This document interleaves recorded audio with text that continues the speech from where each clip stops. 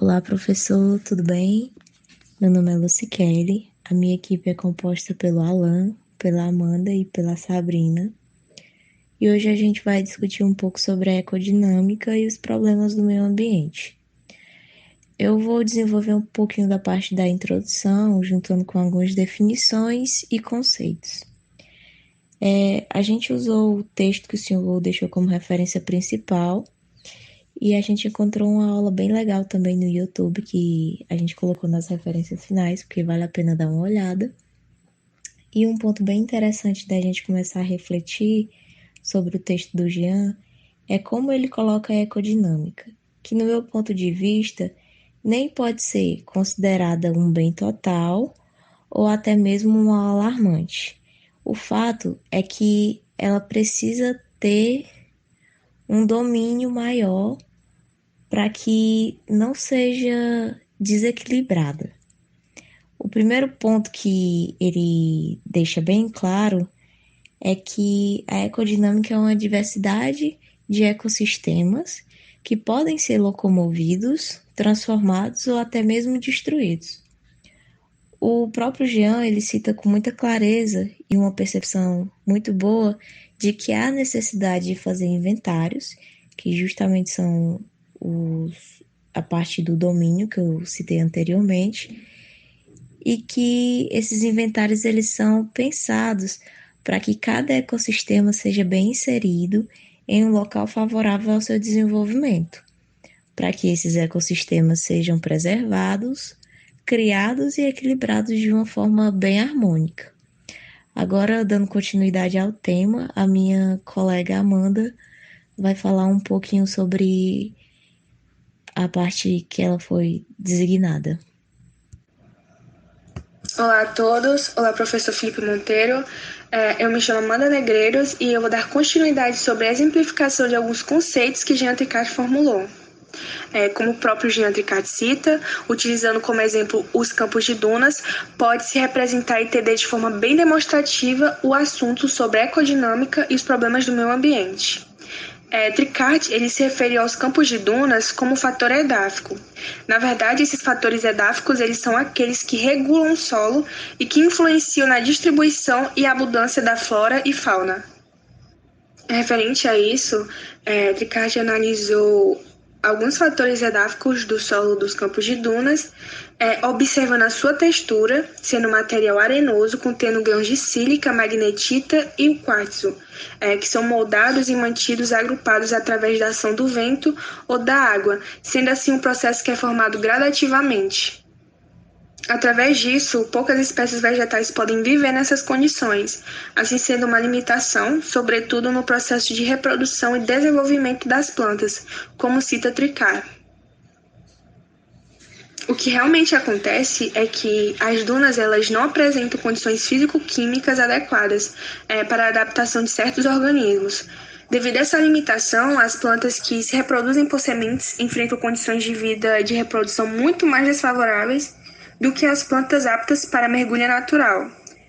Observando a imagem ao lado, a gente observa um morro de duna com uma biomassa vegetal bem escassa e muito aberta. Por exemplo, é possível ver algumas gramíneas alófitas que acabam não prejudicando na movimentação da areia. E o interessante disso é que é uma adaptação mútua entre o material rochoso, os processos morfodinâmicos e a biocinose. Além disso, essas poucas espécies vegetais possuem uma extraordinária plasticidade anatômica, porque devido a essa adaptação da flora, especialmente nos campos de dunas, elas acabam se defendendo do impacto dos grãos de areia, arrastados pelo vento.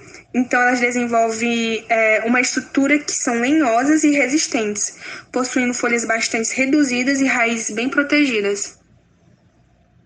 Outro fator significante que Tricart mencionou, através da observação no campo de dunas vivas, que possuem severas limitações, como a gente já analisou, é a presença da unidade ecodinâmica que se caracteriza pela certa dinâmica do meio ambiente, repercutindo sobre a biocinose. Assim, a morfodinâmica é o elemento determinante, pois ele depende do clima, da topografia, do material rochoso e, por fim, ele permite na integração desses Uma vários unidade parâmetros. ecodinâmica, ela se caracteriza por certa dinâmica do meio ambiente que tem repercussões mais ou menos imperativas sobre a biocenose. A morfodinâmica é o elemento determinante aonde ela permite a integração dos vários parâmetros como do clima, da topografia e do material rochoso. O conceito de unidades ecodinâmicas ele é integrado no conceito de ecossistemas. Baseia-se no instrumento lógico de sistema e enfoca as relações mútuas entre os diversos componentes da dinâmica e os fluidos de energia e matéria no meio ambiente. Portanto, ele é completamente distinto do ponto de vista estático do inventário, onde pode ser útil para a ordenação e administração do território, mas somente quando se trata de recursos não renováveis, como os minerais. Ele não é adequado para os recursos ecológicos. Com esse efeito, a gestão dos recursos ecológicos deve ter por objetivo a avaliação do impacto da inserção da tecnologia humana no ecossistema. Isso significa determinar a taxa aceitável de extração de recursos sem a degradação do ecossistema ou determinar quais medidas que devem ser tomadas para permitir uma extração mais elevada sem degradação. Para esse tipo de avaliação, exige bom conhecimento do funcionamento do ecossistema, ou seja, dos fluxos de energia e matéria que o caracterizam. A utilização do instrumento lógico dos sistemas, ele permite identificar rapidamente quais vão ser as modificações indiretas desencadeadas por uma intervenção que afeta tal ou qual outro elemento no ecossistema. Geralmente, as intervenções afetam a cobertura vegetal, onde isso repercute sobre a energia da radiação que alcança o solo e as temperaturas do solo, com efeito sobre a respectiva flora e fauna, a mineralização do humus, a nitrificação, ou seja, toda a fertilidade do solo. Também a queda de detritos vegetais na superfície do solo, e, em consequência, a nutrição dos organismos redutores, a estrutura do solo e sua resistência à erosão pluvial, e, consequente, o regime hídrico e a reciclagem dos elementos minerais pelas plantas. A intercepção das precipitações, o seu tempo de concentração, a energia de impacto das gotas, que determina a possibilidade de uma erosão pluvial, e, por último, a proteção do solo contra as ações eólicas, capazes de intensa degradação. E agora eu vou dar início à nossa conclusão. O antinomismo entre a cobertura vegetal, constituída de produtores primários e base de todo o ecossistema, e a morfodinâmica, um fator limitante dos ecossistemas. O escoamento torrencial e o desaparecimento da intercepção pela vegetação podem fazer e fazem com que a água possa deixar de ser um recurso e acabe se tornando um problema por causar inundações, devastações de terra, entre outros problemas em períodos de chuva. Diferente da água que se infiltra no solo, que alimenta as plantas, é protegida da evaporação em comparação ao açude, que sofre muita concentrações dos sais.